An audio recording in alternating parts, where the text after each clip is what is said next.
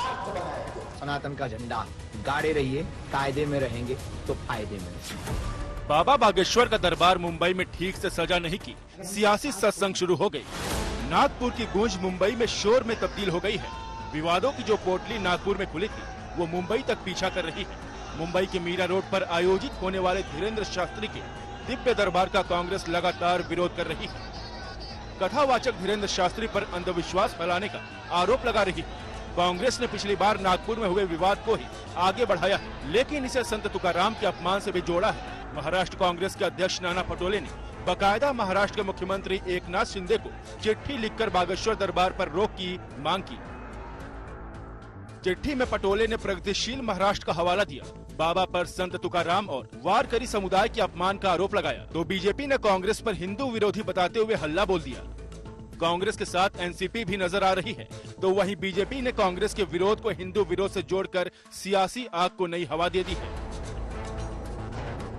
महाराज जी का उनके विचार और उनकी महत्वता उनको पता नहीं हो, और उनको अवमान करने का काम महाराष्ट्र में बागेश्वर जी ने किया है। राज्य के मुख्यमंत्री और राज्य मुख्यमंत्री को हमने एक खत लिखा है, और ऐसे वक्तव्य करने वाले जो संत अपने आप को कहते हैं, उनके बारे में आपने पूछताछ करना चाहिए, उनके ऊपर कार्रवाई करना चाहिए। ये मांग हमने की है, और वो कोई गैर नहीं। हिंदू समाज को, हिंदू समाज के संत साधुओं को बगैर अध्ययन किए पहले जाकर के वे किसी संत के समीप जाकर के बैठे, सनातन हिंदू धर्म का अध्यात्म क्या है, उनमें क्या शक्तियां हैं, कैसे ऊर्जा का संचारण होता है, इस बारे में अध्ययन करें, मंथन करें, उसके बाद विरोध करें।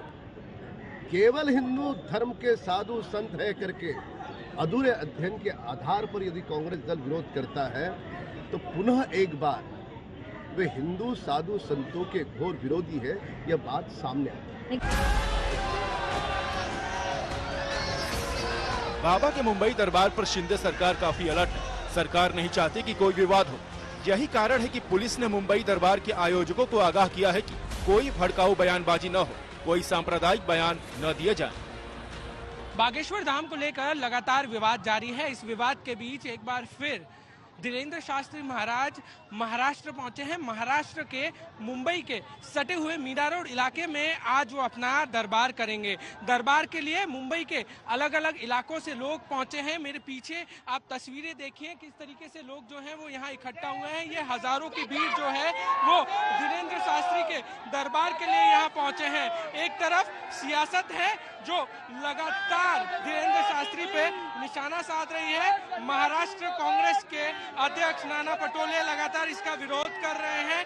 वहीं अब इस विरोध के बीच मीरा रोड पुलिस द्वारा एक नोटिस भी जारी की गई है। इस नोटिस में ये कहा गया है कि इस दरबार में कोई भी ऐसे शब्द या कोई भी ऐसे भाषण का प्रयोग ना किया जाए जिससे राज्य का माहौल बिगड़े।